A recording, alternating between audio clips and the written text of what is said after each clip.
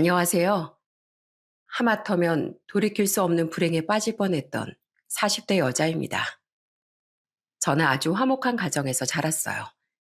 그리고 운이 좋게도 누구보다 다정하고 가정적인 남편을 만나 결혼 후에도 행복함을 듬뿍 누리며 살고 있었죠. 그런 제 인생에 정말 눈앞이 아득해지던 사건이 하나 있었는데요. 자칫 저뿐 아니라 온 가족이 오래도록 절망에 빠질 뻔했던 그 일을 어떻게든 현명하게 해결하기 위해 애를 썼던 사람이 바로 제 남편이었습니다. 두 번 다시 우리 가족, 아니, 여러분 모두의 가정에도 없어야 할 당시의 일에 대해 조심스럽게 이야기를 시작해 볼게요. 저는 5살 많은 남편과 29살에 결혼했습니다. 큰아들을 낳으며 저는 회사를 그만두고 주부가 됐는데 남편과는 바로 그 회사에서 만난 직장 동료 사이였어요. 남편은 원래 회사에서 유명한 사람이었어요. 그건 바로 회사로 찾아와 돈 내놓으라고 떼를 쓰고 난동을 피우던 시부 때문이었죠. 야, 이 자식아! 너희 애비가 우습냐? 왜 돈을 보내라는데 안 보내? 우선 밖으로 나오세요. 여기 제 회사예요, 아버지. 왜 자꾸 저 곤란하게 회사로 찾아오시냐고요? 네가 내 전화를 안 받으니까 그렇지. 나 찾아오는 게 창피하면 얼른 돈 내놔. 줄 때까지 나 여기 들어누워서 꼼짝도 안 할 거야. 저는 시부 때문에 항상 상사에게 사과하고 다른 사람들에게도 면목없어 하던 남편이 안타까웠습니다. 그러다 한 번은 우연히 회식 자리에 남편과 저 둘만 남아 대화할 수 있는 기회가 생겼어요. 3차까지 남아있던 5명 중 집 방향이 갔던 3사람이 우릴 두고 먼저 택시를 타러 가버렸거든요. 그리고 그날 전 술기운 때문이었는지 용기를 내서 남편의 사정을 물어보게 됐죠. 저 대리님, 매번 찾아오시는 그분 정말 친아버지 맞으세요? 정말 실례인 질문인 거 아는데 볼 때마다 너무 불안하기도 하고 안타깝게 느껴져서 그래요. 제 질문에 남편은 매번 회사에 소란을 피워 죄송하다고 말하더군요. 그리고 남편 또한 취기가 꽤 오른 상태여서 그랬는지 자신의 사정을 털어놓으며 하소연을 시작하더라고요. 차라리 저도 제 아버지가 친부가 아니었으면 좋겠네요. 전 12살 때 어머니가 돌아가셨는데요. 어머니가 병으로 세상을 떠나시기 전에도 아버진 그렇게 어머니를 괴롭혀댔어요. 자긴 일할 생각도 않고 혼자 남의 집 파출부 일하던 어머니한테 매번 술 먹게 돈 내놔라, 없으면 가불이라도 받아와라 등등 말이에요. 그런 인간이었으니 어머니가 돌아가시고 나서도 저랑 여동생을 위해서 아무것도 안 하더라고요. 아버진 여전히 얼마 되지도 않던 집안 재산 까먹으면서 우리한텐 관심조차 없었어요. 전 중학생 때까지 도시락을 싸다녔거든요. 근데 도시락 싸주는 사람도 없고 아버지가 음식 살 돈도 준 적이 없어서 며칠 동안 학교 수돗물만 먹고 다닌 적도 있었어요. 남편은 자기 동생만은 굶기지 않기 위해 중학생 때부터 악착같이 아르바이트를 했었다는군요. 그 와중에 가난에서 벗어나고 싶어 잠도 안 자고 공부도 했다고 했죠. 그래도 어찌저찌 저도 동생도 힘들게 대학 졸업하고 집에서도 독립해서 취업을 했는데 우리가 클 때 도움은커녕 우리가 알바해서 번 학비 낼 돈까지 종종 뺏어가던 아버지가 이젠 당연하게 우리한테 돈을 요구하더라고요. 그걸 다 드렸어요? 왜 바보같이 당하고만 사셨어요? 물론 아버지가 미웠죠. 하지만 어쨌든 어머니 돌아가시고 하나밖에 안 남은 부모님이니까 동생도 저도 외면할 수 없었던 것 같아요. 그런데 동생이 남들보다 좀 일찍 결혼했을 때 동생 앞으로 들어온 축의금을 아버지가 다 들고 날랐었어요. 그때 정말 오만정이 다 떨어져서 아버지한테 드디어 절연을 선언했었어요. 근데 그러니까 회사까지 막 쫓아오더라고요. 그래서 돌려보내려고 하는 수 없이 한두 번 돈을 주니까 아버지가 그때부턴 이거다 싶었는지 계속 회사로 쫓아오게 된 거예요. 그래서 저 이 회사가 벌써 3번째 회사예요. 눈치도 보이고 창피하기도 해서 회사를 계속 그만뒀었거든요. 시부는 남편이 말하지도 않은 회사를 어떻게 알아내곤 계속해서 옮긴 회사로 찾아와 그렇게 진상을 피웠었던 겁니다. 남편이 한 번은 정말 단호하게 시부를 끊어내려 하니 돈도 없고 먹고 살 길도 없는 자신은 이제 그만 세상을 하직하겠다는 겁박까지 했다고 했죠. 그땐 또 정말 죽기라도 할까봐 무서워서 바보같이 아버지를 못 끊어냈어요. 근데 이젠 정말로 아버지를 끊어내려고요. 그래서 회사로 찾아오든 말든 돈을 안 주니까 전보다 훨씬 자주 회사를 찾아와 난동을 피웠던 거예요. 다행히 요즘엔 저희 아버지가 안 보이죠? 제가 아무리 떼를 써도 돈을 안 주니까 아버지가 이제 정말 체념한 것 같더라고요. 남편은 이젠 정말 시부와 절연했다고 말하며 손바닥으로 눈물을 꾹꾹 찍어내더군요. 오죽 힘들었으면 직장 동료인 제 앞에서 눈물까지 보일까 싶어 더더욱 마음이 아팠죠. 그날을 계기로 우린 한층 더 가까워지게 되었고, 그렇게 1년간의 연애 끝에 우린 결혼을 약속하게 됐어요. 남편을 통해 인사하게 된 신우이와 신우이의 남편은 참 좋은 사람들이더군요. 반면 남편과 나란히 퇴근하다 회사 근처에서 마주친 시부는 정말 최악의 인간이었죠. 이야, 너 결혼한다며? 아, 옆에 손잡고 있는 이 아가씨가 내 예비 며느리인가 보지? 아, 네, 안녕하세요, 아버님. 왜 또 찾아오셨어요? 전 아버지한테 돈 못 드린다고 했잖아요. 그리고 저 결혼하는 건 어떻게 하셨어요? 네가 돈을 하도 안 주니까 돈 받으려고 은혜 집에 찾아갔더니 은혜가 말해주더라. 자기 오빠 이제 결혼해서 드디어 행복하게 살게 됐으니까 제발 오빠 피말리지 말고 이제 좀 자기랑 자기 오빠 인생에서 사라지라고. 나쁜 기집애. 지 신랑 보는 앞에서 나한테 계란까지 던졌어. 또 찾아오면 경찰에 신고해버릴 거래. 매제가 있는 은혜 집까지 찾아가셨다고요? 아버지, 나도 그 집은 더 안 갈 거야. 김서방 그놈이 날 진짜로 한 대 칠 것처럼 굴더라 이 말이야. 자기 장인인 나를. 아무튼 아가씨, 나 안 그래도 인태통에서 아가씨한테 할 얘기가 있었는데 잘 만났네. 나 아가씨한테 할 얘기 있었거든. 시부는 제 이름조차 묻지 않고 뻔뻔하게 자기 본론을 꺼내더군요. 남편은 저를 그냥 끌고 가려고 했지만 대체 무슨 말을 하려고 하는지 궁금하기에 저는 가만히 듣고 있었습니다. 그리고 그 시부의 용건은 역시나 기가 막히기 그지없었어요. 아가씨, 원래 결혼할 땐 예단비도 보내고 하는 거 알지? 나 딱 현금 2천만 원만 줘.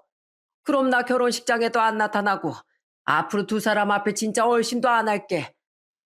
야, 인태야. 이 아가씨가 못 준다고 하면 너라도 그 돈 줘라. 아, 안 그러면 난 이 결혼식 찾아가서 다 엎어버린다. 아버지. 남편을 겁박할 새로운 건수를 찾은 시부는 우리를 향해 실실 웃어 보였습니다. 아무리 남편의 부모님이라지만 정말 가슴 깊이 분노가 일더군요. 과거 자기 아버지 이야기라며 눈물을 훔치던 남편이 생각났어요. 저는 시부를 향해 소리치기 시작했습니다. 저한테 돈 맡겨놓으셨어요? 아버님, 이 사람은 워낙 착해서 여태 그런 겁박이 통했겠지만 저한테는 어림도 없으세요. 저는 10원짜리 하나 허투루 쓰는 사람이 아니거든요. 결혼하면 경제권도 다 제가 갖기로 했으니까 앞으로 이 사람 또 찾아오셔도 받아갈 돈은 단 한 푼도 없으실 거예요. 결혼식? 회사? 어디 한번 찾아와 보세요. 저희 작은아버지가 경찰이시거든요. 형제간의 우애가 워낙 좋아서 저희 가족 일이면 눈이 뒤집히시는 분이에요. 이 사람 또 돈 때문에 곤란하게 만들면 저 절대 가만히 안 있을 겁니다. 오빠, 가자. 더 들을 것도 없어. 오빠는 앞으로 내가 지켜줄 거니까 더 이상 돈 때문에 오빠 아버지한테 휘둘려 살 필요 없어. 저는 제 우악스러운 고함에 당황에 맞이 않던 시부를 내버려두고 남편을 데리고 자리를 벗어났습니다. 그날 남편은 제게 참 고마워하고 미안해했죠. 저는 그런 남편에게 말했습니다. 난 괜찮은데 오빠가 정 걱정되면 우리 결혼식 올리지 말고 혼인신고만 하고 살자. 웨딩 촬영만 하고 말이야. 난 어차피 결혼식에 대한 로망도 없었거든. 하지만 장인어른 지금 초등학교 교감 선생님이신데 오실 하객분들이 많지 않으실까? 결혼식은 자식들이 아니라 사실 어른들의 잔치라고도 하잖아. 남편은 저에게도 저희 가족에게도 너무 면목없어 하더군요. 그리고는 저희 부모님께는 직접 찾아뵙고 양해를 구하고 싶다고 말했죠. 만약 그 일로 자신을 사위로 들이길 반대하셔도 자신은 아무런 할 말이 없다면서요. 저희 부모님은 그렇게 양해를 구하러 온 남편에게 도리어 이렇게 말씀하셨습니다. 자식이 부모를 선택해서 태어날 수 있는 것도 아닌데 왜 자네가 그렇게 죄진 사람처럼 앉아있나? 우린 다 이해하네. 우린 자네랑 우리 주영이가 행복하게 살아주기만 하면 그걸로 족하네. 그러니까 죄송해하지 말고 얼른 고개 들게. 그래, 강서방. 그리고 자네도 알지? 우리 둘째 딸은 진즉 결혼해서 출가하고 막내인 자네 예비 처남도 지방에 취업해서 혼자 살고 있는 거. 그러니까 자네만 괜찮다면 아예 우리랑 합가해서 여기서 사는 건 어떤가? 그럼 나랑 이 양반이 자네 부친이 찾아오더라도 자네 지켜줄 수 있잖아. 우리 서로 기대고 보듬어주면서 그렇게 행복하게 한번 살아보세. 저희 부모님은 진즉 두 분이서 그런 상의를 하셨었나 보더라고요. 남편은 눈물을 그렁거리며 감사하다는 말만 반복했죠. 저는 그날 남편을 배웅하며 이렇게 말했습니다. 정말 합가하는 거 괜찮겠어? 거절하게 죄송해서 그렇게 대답한 거라면 지금이라도 말해. 괜찮아. 아니야, 난 너무 좋아. 평생 부모 사랑에 굶주리고 살았던 내가 날 자식이라고 말해주는 장인 장모님과 함께 살게 되는 일이 왜 싫겠어. 그렇게 남편과 전 웨딩 촬영과 혼인신고만 마친 뒤 부부가 되었습니다. 회사 사람들에겐 가족끼리 조촐히 식사하는 것으로 결혼식을 대신하게 됐다고 말했죠. 다행히 그 뒤 한동안 시부는 우리를 찾아오지 않더군요. 자신이 괜히 시부에게 우리의 결혼을 알린 것 같다며 시누인 우리에게 많이 미안해했어요. 괜찮아요, 아가씨. 아가씨가 말하지 않았어도 아버님은 언젠가 우리를 또 찾아왔을 거예요. 그나저나 아가씨도 아버님을 대차게 쫓아내버리셨다면서요? 네, 진즉 그렇게 했어야 했는데 속이 시원하더라고요. 그 뒤론 저한테도 연락조차 안 와요. 남편도 시누이도 정말 체념했는지 더 이상 치부가 찾아오지 않자 그렇게 후련해할 수가 없더라고요. 그렇게 마음이 한결 가벼워진 상태에서 남편은 결혼 생활을 시작하게 된 거죠. 우리 사위 왔어? 얼른 이리 와서 국간 좀 봐봐. 자네가 바지락 들어간 미역국을 그렇게 좋아한다길래 내가 아주 싱싱한 놈들을 잔뜩 사와서 끓여봤어. 저희 부모님은 남편을 많이 보듬어주고 싶어 하셨습니다. 특히 마음 여리고 정 많던 저희 엄만 남편을 거의 새로 생긴 아들처럼 대해주셨어요. 먹는 걸로 어린 시절 서름을 많이 겪었던 남편을 위해주고 싶은 엄마의 마음 때문에 저희 집 식탁엔 항상 남편이 좋아하는 반찬과 음식들이 한가득 차려지게 됐죠. 아빠 또한 남편과 둘이 술도 한잔하고 함께 사우나도 다니며 남편을 많이 아껴주셨습니다. 두 분이 남편을 자식처럼 챙긴 건 제가 결혼한 지 2년 뒤부터 연년생 두 아들 낳은 뒤에도 마찬가지였어요. 강서방, 이거 봐도. 이거 내가 어제 나가서 사온 브랜드까지 있는 비싼 팬티야. 오늘 이거 입고 가게. 예? 엄마, 이건 너무 같다. 무슨 사이속옷까지 장모가 직접 사다 줘. 누가 들으면 징그럽다고 욕해. 게다가 이거 빨간색이잖아. 누가 뭐라면 어때서? 강서방 오늘 승진이 걸린 중요한 발표 날이라며. 벌써 승진 2번이나 미끄러졌다고 얼마나 속상해했어. 그래서 내가 좀 찾아보니까 뭐 엄청 유명한 사람이 중요한 날마다 빨간색 속옷을 입으면 그렇게 일이 잘 풀렸다고 하더라고. 그러니까 속는 셈 치고 한 번만 입어봐. 그래도 젊은 사람들이 좋아한다는 디자인으로 직원한테 물어물어 신경 써서 산 거야. 엄만 남편이 회사에서 중요한 발표를 앞둔 날 새빨간 속옷을 사다 주시더군요. 그런데 기겁했던 저와 달리 남편은 그 속옷을 받아들고 눈물을 글썽거렸어요. 왜 우나 강서방? 장모님이 절 진짜 아들로 생각해 주시는 것 같아서요. 그렇지 않고서야 어떤 장모님이 속상해하던 사위 승진 걱정하면서 인터넷으로 그런 정보를 찾아보고 한 장에 몇만 원씩 하는 속옷을 사다 주시겠어요. 혼자서 남자 속옷 사러 가기도 엄청 창피하셨을 텐데요. 장모님, 저 오늘 발표 꼭 잘하고 올게요. 감사해요. 제 눈엔 극성 부모처럼 보인 엄마 행동에 남편은 오히려 감동을 했다고 하더군요. 평생 시부에게 방치만 받고 살았으니 그런 관심이 너무 가슴 벅찼다고 하더라고요. 그리고 결국 남편은 그날 발표를 성공적으로 마치고 그토록 고대하던 승진을 하게 됐죠. 그 뒤로 남편은 정말로 중요한 일이 있을 때마다 엄마가 선물해 주신 속옷을 꼭 입고 나가지 뭐예요. 그러다 저희 둘째가 태어난 지 100일이 채 안 됐던 어느 날 저녁, 저희 집으로 불청객이 찾아왔습니다. 누군가 초인종을 누르기에 거실에 있던 엄마는 인터폰으로 누구냐고 물으시더군요. 그리고 뒤늦게 방에서 나와본 저와 남편은 기겁을 하고 말았죠. 여기 강인태란 사람 살지요? 우리 사위인데 누구세요? 저 그놈의 애비 되는 사람이 올시다. 그쪽이 제 사돈이요? 그 사람은 바로 술에 취했는지 혀가 꼬여있던 시부였습니다. 남편은 기겁을 하며 엄마에게 이렇게 말하곤 현관으로 달려갔어요. 죄송해요, 장모님. 제가 얼른 쫓아내고 올게요. 아니, 됐네. 그 문 열어봐.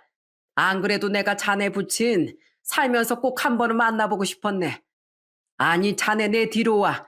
내가 아예 문 열 테니까. 엄마는 당황해 하는 남편을 밀치더니 현관문을 벌컥 여셨습니다. 그리고 그때부터 엄마의 우렁찬 참교육이 시작되더라고요. 예, 내가 대가 안사돈입니다. 처음 뵙겠습니다, 사돈. 우리 집은 어떻게 알고 오셨습니까? 퇴근하는 저놈 뒤밟아서 아주 쉽게 알아냈지요.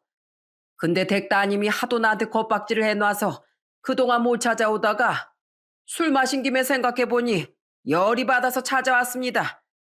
야, 너 지혜빈 버리고 혼자서 아주 떵떵거리면서 잘 살고 있더라. 내 전화 차단했는지 받지도 않고. 너 부모 버리면 천벌받아 이 자식아.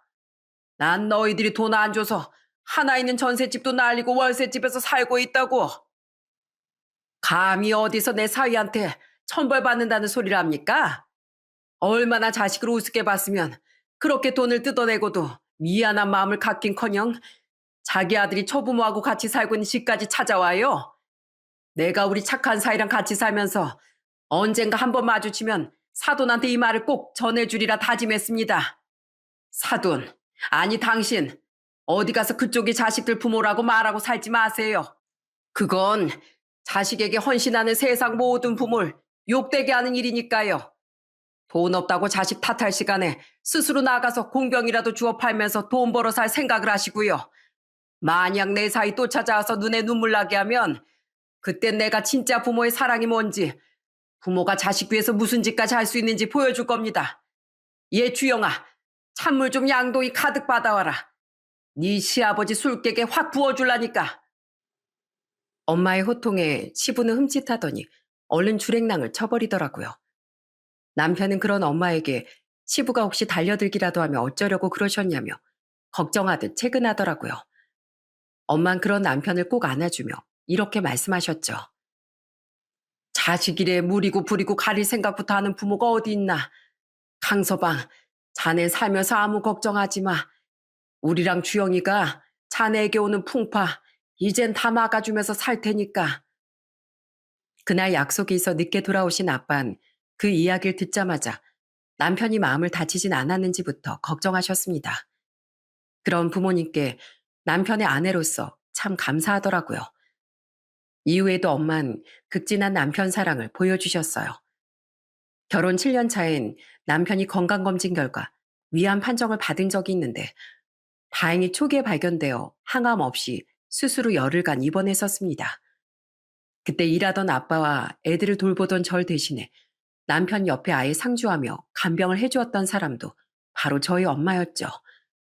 이후 남편이 퇴원하고 몸을 회복할 때도 어찌나 지극정성이던지 가끔은 아내인 제 정성이 부족하게 느껴질 정도였다니까요.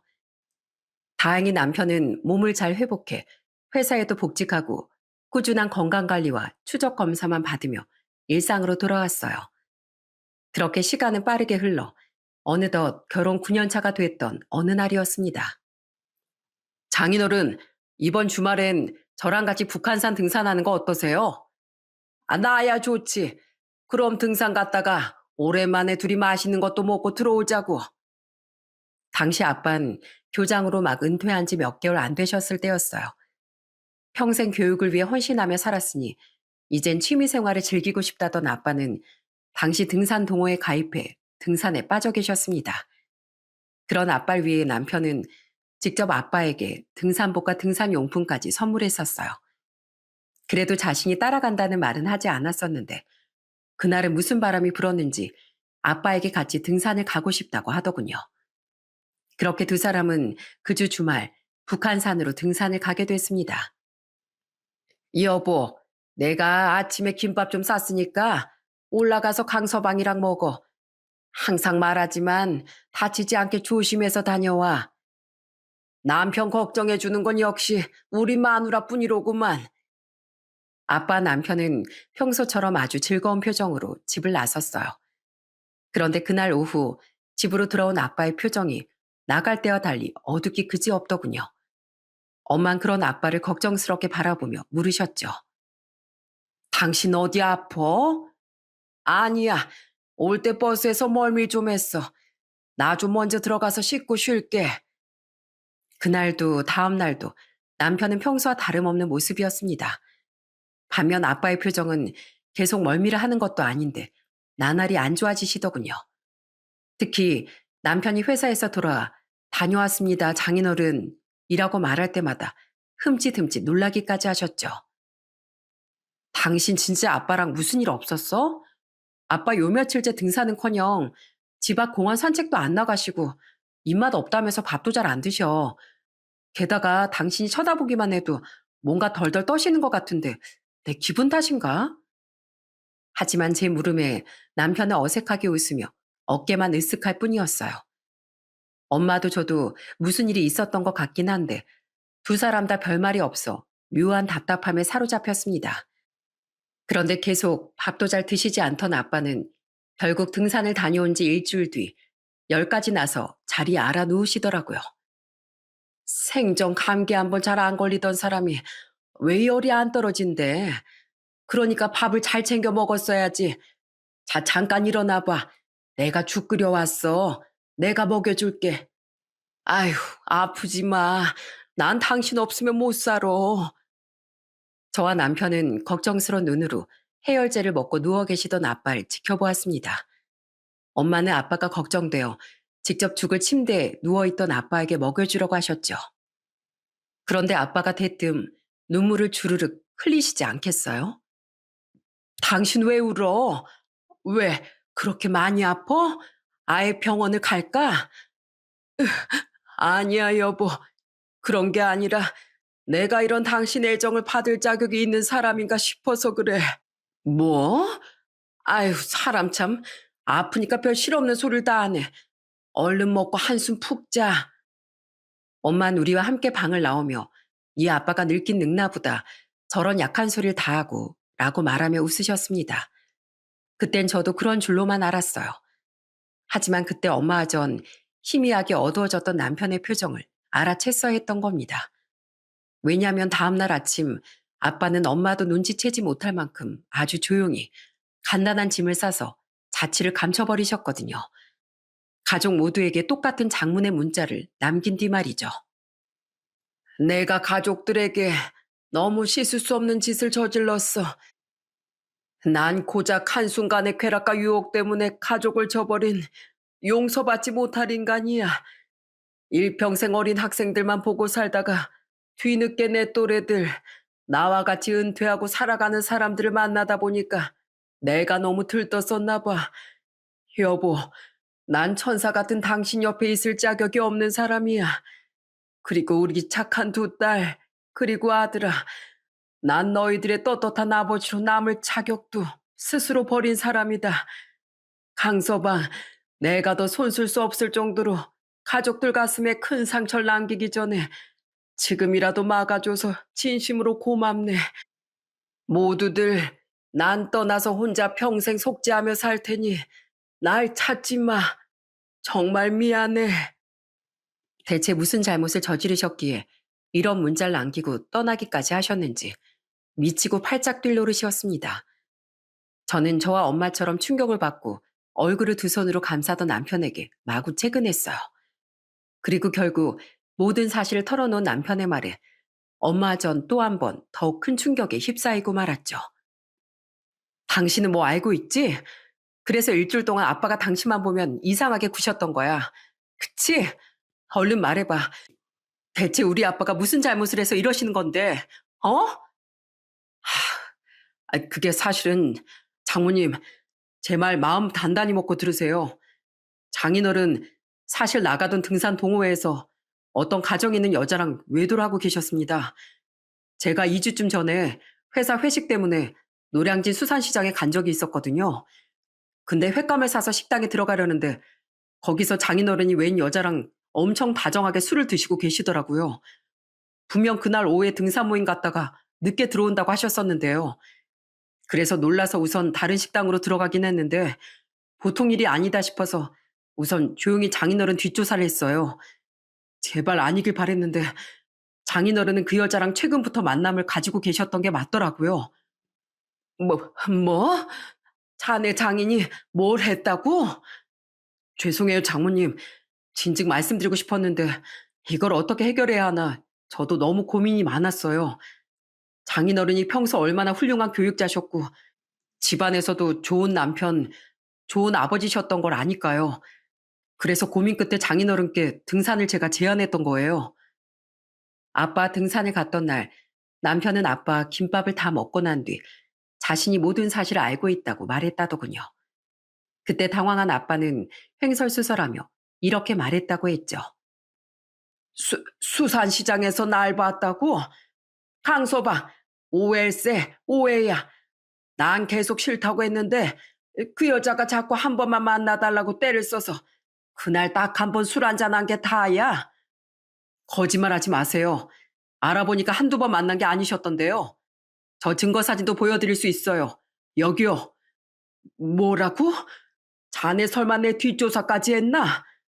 죄송해요, 장인어른. 하지만 저도 뭔가 확실히 알아야 대처할 수 있을 거라고 생각해서 그랬던 거예요. 장인어른, 제가 장인어른을 얼마나 존경했었는지 아시죠? 그런 장인어른이 한순간에 장인어른을 그토록 사랑하던 장모님, 저희 아내, 그리고 처제, 처남 모두를 배신하고 가정을 무너뜨리는 모습, 전 못 봅니다. 그러니까 더 이상 돌이킬 수 없는 강을 건너기 전에 여기서 멈추세요. 특히 장모님이 얼마나 장인어른께 좋은 아내셨는데 장모님 생각해서라도 이러시면 안 되는 거잖아요. 제발요. 그 여잔 당장 정리하겠네. 근데 가족들한테는 아직 말하면 안 돼. 애들도 집사람도 다 알게 되면 나를 얼마나 미워하겠나. 강서방, 나한테 시간을 좀 주게. 말해도 내가 직접 하겠네. 남편은 결국 아빠의 애걸복걸을 뿌리치지 못하고 아빠가 직접 가족들에게 말하실 때까지 기다려드린 겁니다. 아빠는 그동안 남편이 가족들에게 먼저 폭로해버릴까봐 안절부절 못하셨던 거죠. 그렇게 무서워서 가족들에게 말도 못하고 가슴 졸이며 일주일을 버티다 엄마가 끓여준 죽과 엄마의 한마디에 결국 죄책감을 이기지 못하신 것 같더라고요. 말도 안 돼. 그 점잖은 양반이, 그렇게 가족밖에 몰랐던 양반이 어떻게 그런 짓을 할 수 있단 말이냐. 강서방, 제발 거짓말이라고 해주게. 죄송합니다, 장모님. 전 잘 해결해 보려고 했던 건데 제가 모든 일을 오히려 망쳐버린 것 같네요. 아니야. 그 상황에서 당신 할 수 있는 최선을 다했잖아. 왜 당신이 미안해. 당신도 혼자 말도 못하고 마음고생 많았겠다. 엄만 큰 충격을 받고 드러눕기까지 하셨습니다. 얼마 뒤 우리와 같은 문자를 받고 확인한 두 동생도 이게 무슨 일이냐며 전화가 오더군요. 그리고 제게 모든 사실을 전해 듣곤 큰 충격과 분노에 빠졌죠. 저희 아빠 정말로 교육자로서 불우한 학생들을 위해 봉사도 많이 하고 꾸준한 기부에 후원까지 하셨던 훌륭한 분이셨어요. 게다가 엄마 목소리 높여 싸운 적 한 번 없고 늘 자식들에게도 최선을 다하셨던 존경스러운 분이셨기에 그 충격과 배신감이 다들 엄청났던 겁니다. 이후 우린 아빠를 찾아 사방팔방을 헤매기 시작했어요. 지방에 살던 동생들과 제부도 주말에 올라와 우리와 함께 아빠가 가실 만한 곳을 찾아다녔죠. 아빠가 원망스럽긴 해도 혹시 극단적인 선택을 한 건 아닐까 걱정이 앞섰거든요. 그리고 저희 남편은 거의 2주 동안 휴가까지 내고 아침부터 밤까지 쉬지 않고 아빠를 찾아다녔습니다. 아빠가 잘못되면 다 자신의 탓일 거라며 허탕을 치고 집에 들어올 때마다 화장실에서 소리 죽여 흐느끼더라고요. 남편 또한 정말로 아빠를 많이 따르고 좋아했었으니까요. 완전히 연락이 안 되는 것도 아니고 가끔씩 잘 지내고 있다고 문자가 온다면서요. 그럼 그냥 자의로 집을 떠나신 건데 실종신고 대상이 아니죠. 경찰에 실종신고를 하려 했지만 경찰은 신고를 받아주지 않았습니다. 아빤 경찰들의 말대로 우리의 숱한 전화를 받진 않아도 한 번씩 생존 신고하듯 문자를 보내셨거든요. 난 잘 지내고 있다. 나 같은 놈은 걱정할 가치가 없는 인간이니 그저 상처받았을 네 엄마만 잘 챙겨다오. 미안하다. 하고 말이죠. 처음엔 어떻게 그 양반이 나한테 이럴 수가 있냐며 울기만 하던 엄만 아빠가 사라진 지 석 달이 넘어가자 나중엔 이렇게 말씀하시더군요. 에휴, 그 양반이 그런 큰 잘못까지 했으면서 이젠 아주 내 속을 아예 뒤집어 놓으려고 하는구나. 속죄라도 가족들 이런 걱정 안 시키게 옆에서 해야 하는 거 아니냐? 주영아, 제발 네 아빠 좀 찾아서 내 옆에 데려다다오. 내가 원망하면서 뺨을 때리든 용서를 해주든 뭘 하든 간에 우선 네 아빠를 봐야겠다. 평생 네 아빠랑 둘이 의지하며 살았는데 이렇게 갑자기 떠나버리니 내가 허전해서 오히려 죽을 것 같아. 정말 모두에게 지옥 같은 시간이었습니다. 그리고 아빠가 사라진 지 넉 달이 지났던 어느 날 아침 남편은 다급한 목소리로 절 마구 깨우더군요. 여보, 장인어른 찾았대. 얼른 일어나. 당장 가보게. 그 놀라운 소식에 저 또한 황급히 옷을 입고 나갈 준비를 했습니다. 당시 남편은 지푸라기라도 붙잡아 보자는 심정으로 예전 아빠의 뒷조사를 의뢰했던 업체에 아빠를 찾아달라고 돈을 주고 부탁해 놓은 상태였어요. 그런데 그날 새벽 아빠를 찾았다는 연락을 업체에서 남겨놔 준 거죠. 저와 남편은 당시 8살, 7살이었던 두 아들의 등교와 유치원 등원을 엄마에게 부탁하곤 아빠가 계신다는 곳으로 향했습니다. 남편은 회사에 전화해 사정을 설명하고 또다시 휴가까지 썼죠. 그리고 그 동네에 도착한 우린 깜짝 놀라고 말았어요. 여긴 아빠가 다니시던 초등학교가 있는 동네잖아. 그 동네는 바로 아빠가 마지막으로 퇴직할 당시 다니셨던 학교가 있던 곳이었거든요. 아빠는 그 학교로부터 얼마 떨어지지 않은 곳에 있던 허름한 숙소에 계시더군요. 우린 업체 직원에게 전달받은 방으로 향한 뒤 마구 문을 두드렸습니다. 무슨 일이세요? 아, 아니, 너희들이 여긴 어떻게? 아빠. 그곳에서 나온 아빠를 보자마자 저는 와락 눈물이 터지고 말았어요. 아빠는 4달 전 건강했던 모습은 온데간데 없이 두 볼이 푹 패였을 정도로 앙상하게 야위어 계시더군요. 방 안은 꿉꿉함과 술 냄새로 진동을 하고 있었죠. 아빠는 엉겹결에 우릴 방으로 들이셨는데 방 안을 본 전 한 번 더 기함을 하고 말았습니다.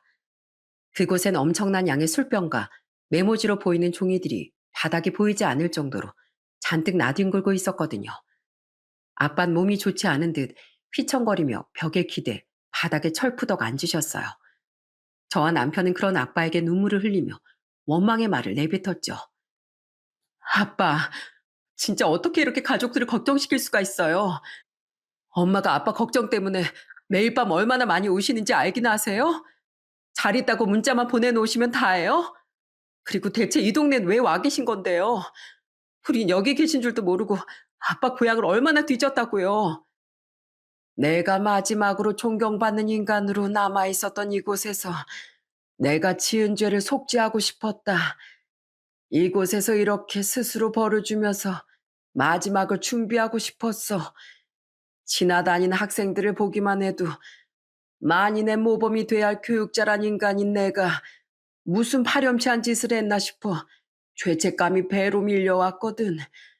나 같은 놈은 그렇게 평생 죄책감에 시달리다 끝이 나야 한다고 생각했다.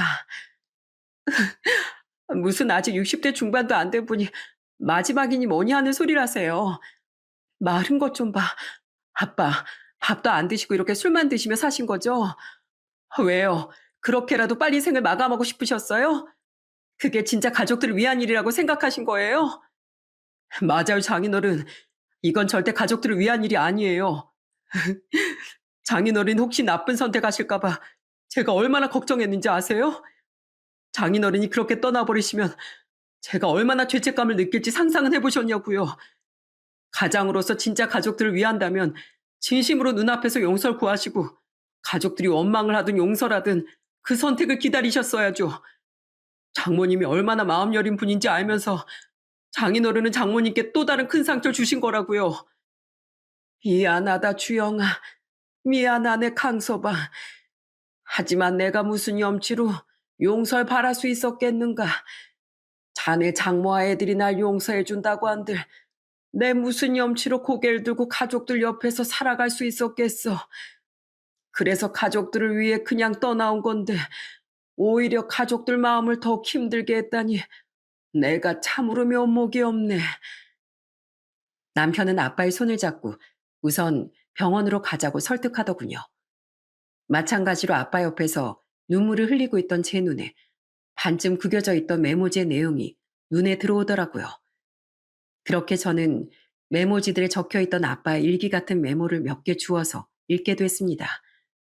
그리고 그것들을 읽은 저는 더욱 크게 소리내어 울 수밖에 없었죠. 자꾸만 잘 때마다 집사람 꿈을 꾼다. 꿈속 아내는 매일매일 내가 있는 이 방에 찾아와 이제 그만 돌아가자고 울며 부탁을 하고 난다. 아낸 분명 날 원망하고 있을 텐데 난 그렇게 아내 배신하고서도 아내의 용서를 바라나 보다. 그런 내 자신이 혐오스럽다. 우리 큰딸은 보잘것없이 평범한 날 세상에서 가장 멋지고 잘생긴 아빠라고 말해주곤 했다. 그런 착하고 밝은 딸의 마음에 아빠란 존재를 괴물로 만들어버린 난 부모로서 살아갈 가치가 없는 인간이다. 아버지 때문에 가슴에 상처가 많은 우리 사위에게 난 그와 반대되는 다정하고 존경스러운 장인이자 아버지가 되어주고 싶었다. 하지만 난 강서방에게 결국 세상에서 가장 부끄러운 장인이 되었다.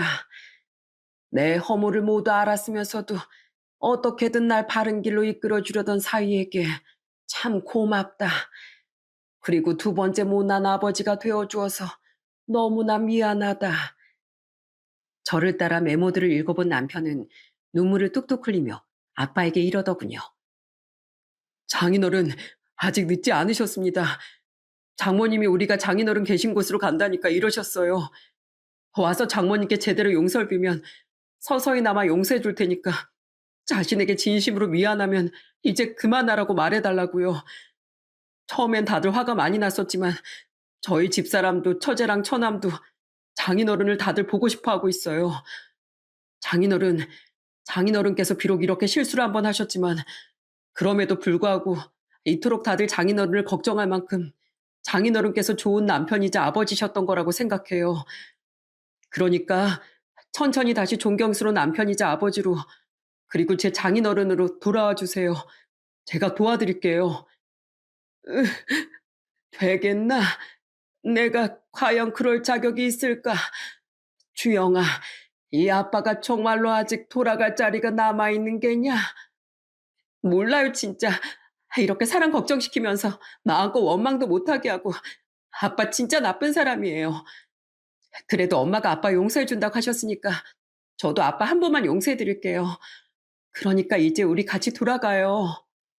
아빠는 저와 남편의 손을 꼭 붙잡고 끄끄거리며 아주 서러운 울음을 오래도록 토해내셨습니다. 그렇게 우린 결국 아빠를 그곳에서 모시고 나올 수 있었죠. 저와 남편은 많이 쇠약해져 있는 아빠를 곧장 병원으로 모시고 가서 입원시켰습니다. 그리고 소식을 들은 엄마는 곧장 병원으로 달려와 아빠를 보자마자 오열하셨습니다. 이 나쁜 사람, 누구 피 말려 죽일 일 있어? 무릎을 꿇고서라도 용서를 빌려면 내 앞에서 직접 했어야지. 비겁하게 문자만 보내고 잠수를 타?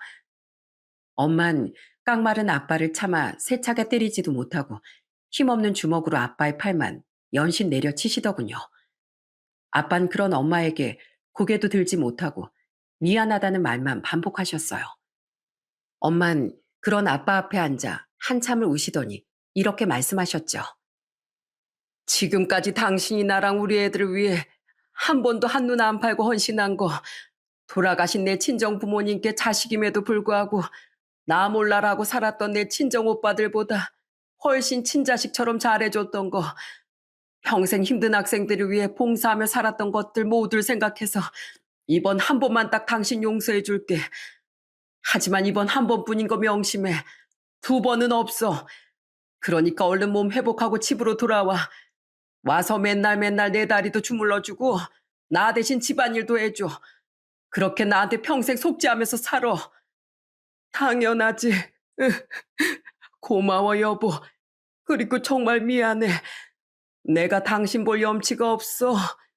나 앞으로 평생 당신만 보고 당신 말이라면 뭐든 들어줄게. 평생 당신한테 속죄하면서 헌신하면서 살 거야. 그렇게 4개월간의 아빠의 외도 소동은 끝이 났습니다. 그날 저녁 소식을 듣고 달려온 여동생 부부와 남동생 또한 아빠를 크게 원망하면서도 결국 아빠를 용서하기로 했죠. 가장 크게 상처받은 자신이 용서했으니 평생 너희를 위해 희생하며 산 아버지를 너희들 또한 한 번은 마음 넓게 용서하라는 엄마의 당부가 있으셨거든요. 그리고 며칠 뒤 몸이 많이 회복된 아빠는 퇴원 후 집으로 돌아오실 수 있었습니다. 아빠가 퇴원하기 전 저는 엄마와 함께 어딘가 찾아갔었어요. 어서 오세요. 아줌마 이름이 문인숙 맞죠? 저 김종덕 씨 딸 되는 사람입니다. 이쪽은 저희 엄마시고요. 네? 네? 누구요? 그곳은 바로 아빠 바람 피웠던 상간녀가 운영하던 반찬 가게였어요. 예전 남편이 아빠 뒷조사를 할 때 알아뒀던 곳이었죠. 아무리 아빠를 용서했다지만 자신도 가정에 있는 주제에 남의 가정까지 파탄내려고 한 그 여자에게 한마디라도 안 하곤 도저히 분해서 못 견디겠더군요. 그래서 그 여자에게 쓴소리라도 해주고 싶어 그곳을 찾아갔던 거예요. 그리고 엄마는 당황한 그 여자에게 삿대질을 하며 소리쳤습니다. 이봐요. 그쪽도 가정 있는 사람이 어떻게 마찬가지로 가정 있는 남자를 꼬여낼 생각을 합니까? 천벌이 두렵지도 않던가요? 죄송합니다. 정말 죄송합니다, 사모님. 사실 제가 남편한테 맞고 살고 자식들은 그런 저한테 관심도 없어요. 그런데 남편분이 너무 젠틀해 보이시다 보니까 제가 안 되는 걸 알면서도 이기적인 마음에 그만 욕심이 났었습니다. 아마 남편분께선 제가 불쌍해서 측은지심을 애정이라고 착각하고 잘해주셨던 것 같아요. 그것마저도 이미 진즉 헤어짐 통보받고 안 만난 지 오래예요. 그 뒤론 저도 정말 많이 반성하면서 살았습니다. 정말 죄송합니다. 그런데 제발 조금만 작게 말씀해 주시면 안 될까요? 혹시 누가 밖에서 듣고 소문이라도 나서 제 남편 귀에 들어가면 저 그땐 정말 죽은 목숨입니다. 맞고 살았다고요? 그거야 안타까운 일이지만 자기 인생 구제해보겠다고 멀쩡한 남의 가정까지 파탄낼 생각을 하면 됩니까? 그래놓고 이제 와서 뒷감당이 무섭다고요? 아줌마, 내 인생은 내가 스스로 구제하고 개척해 나가는 거지. 남의 손에 기대서 바꿔보려고 하면 이렇게 잘못된 선택을 하게 되는 거예요. 아줌마가 어떤 인생을 살았는지 모르겠지만 나뿐 아니라 우리 애들 그리고 우리 사이들 눈에서까지 눈물 나게 한 벌은 분명 언젠가 받게 될 겁니다. 그러니까 스스로 남편한테서 벗어나든 계속 그렇게 살든 더 이상 남한테 피해주는 인생을 살지 마세요. 아시겠어요? 저는 옆에서 엄마가 기죽지 않고 할 말을 다 하실 수 있도록 든든히 뒤를 지키고 있었습니다. 그리곤 엄마가 말을 마친 뒤 그 여자를 크게 쏘아보곤 엄마와 함께 그곳을 나왔죠. 그 여잔 의자에 털썩 주저앉아 눈물을 뚝뚝 흘리고만 있더군요. 사실 저도 엄마를 도와 욕을 한 사발 해주려고 갔던 건데 정말 남편에게 맞고 사는 건지 그 여자의 눈가 볼에 들어있던 퍼렇고 노란 멍을 보니 차마 입이 떨어지지 않더라고요. 우린 그 여자를 상대로 소송을 걸진 않았습니다. 이미 아빠를 용서하기로 했고 이를 키우면 아빠의 소문 또한 좋지 않게 날 테니 그 여자에게 일침한 걸로 그 일을 덮기로 한 거죠. 그렇게 우린 서서히 다시 일상으로 돌아왔어요. 솔직히 저도 저희 동생들도 아빠를 용서하기로 했다지만 처음부터 마음을 활짝 열긴 힘들었습니다. 하지만 가운데서 어색한 분위기를 많이 풀려고 노력해준 남편의 노력과 평생 우리를 끔찍이 위해 주셨던 과거 아빠의 모습을 떠올리니 끝까지 매정하기가 힘들더라고요. 그렇게 몇 년의 시간이 흐른 지금 우린 과거 행복했던 가족의 모습으로 돌아올 수 있었죠. 우리 손주들, 이 해레비가 까베기 가져왔다. 이 썩으니까 많이씩 말고 하나씩들만 먹어. 알았지? 고생하셨어요, 엄마, 아빠. 얼른 저녁 드세요. 여보, 당신도 다 씻었으면 얼른 나와. 이미 나왔지. 두 분 오셨어요? 제가 아까 집에 오는 길에 체스 게임을 좀 사왔거든요. 두 분께 알려드리려고요. 장인어른 요새 매일 장모님하고만 붙어 계시니까 두 분이서 시간 보낼 좋은 게 뭐가 있나 싶어서 고민하다가 고른 게임이에요. 아빠는 그 사건 이후 동호회뿐만 아니라 등산과 모든 취미 생활을 끊으시고 엄마만 보고 살기 시작하셨습니다. 자신이 퇴직 후 진정으로 챙겨야 했던 건 자신이 못 즐기고 살았던 취미가 아니라 평생 집안일하랴 자식 키우고 내조하랴 고생했을 엄마였다면서요. 그렇게 영화도 보고 놀러도 다니던 두 분은 놀기도 지겹고 집에만 있기도 무료하다며 2년 전에 프랜차이즈 꽈배기 가게를 차리시더라고요. 그래서 지금 두 분은 항상 출퇴근도 함께 모든 여가 시간도 함께 보내며 정간 비교도 안 되게 꿀을 뚝뚝 흘리고 다니신답니다. 저희 아이들이야 두 분에게 있었던 일을 전혀 알지 못하니 전처럼 저희 엄마뿐 아니라 아빠 또한 껌딱지처럼 따르고 있죠. 누군간 아빠를 그렇게 쉽게 용서한 저희 가족, 특히 저희 엄마를 바보라고 말씀하실지도 모르겠습니다. 하지만 40년 넘게 가족에게 늘 진심이었던 아빠의 마음을 엄마 우린 누구보다 잘 알고 있었어요. 그렇기 때문에 진심으로 잘못을 뉘우치던 아빠를 받아들일 수 있었던 거죠. 그리고 저는 겨우 다시 제 모습을 갖춘 우리 가족의 행복이 또다시 무너지지 않도록 앞으로 누구보다 소중하고 고마운 존재인 남편과 함께 최선을 다해 가정을 지키며 살아갈 겁니다. 우리의 또 다른 가족인 시누이도 누구보다 좋은 시댁 식구들과 행복한 삶을 살고 있고 남편 또한 무사히 재발 없이 완치 판정까지 받았으니 모쪼록 더 이상 아무런 걱정도 불행도 우리 인생에 생기지 않길 간절히 바라면서 말입니다. 완전히 인연이 끊긴 지 오래된 시부도 더 이상 남편과 시누이의 마음에 상처를 낼 일을 만들려 우릴 찾아오지 않았으면 좋겠네요. 사람은 누구나 한 번쯤은 실수할 수 있다고 생각합니다. 하지만 순간의 유혹에 풍덩 빠져버리기 전에 누구든 이거 하나만큼은 잊지 말고 떠올리셨으면 좋겠어요. 지금 이 순간의 실수가 평생 나를 아껴주고 사랑해준 누군가에게 상처를 주고 그로 인해 결국 자신의 모든 걸 한순간에 잃게 할 수도 있다는 걸 말입니다. 익숙함에 속아 소중함을 잊는 후회스러운 일은 여러분의 인생에 없으시길 바랍니다. 여름이 코앞으로 다가온 요즘 바깥엔 푸르른 잎사귀들과 만개한 꽃들이 지천에서 반짝거리더군요. 그렇게 넘치는 생명력처럼 여러분의 가정에도 항상 활기와 행복이 넘치길 바라며 이만 사연을 마치겠습니다. 감사합니다.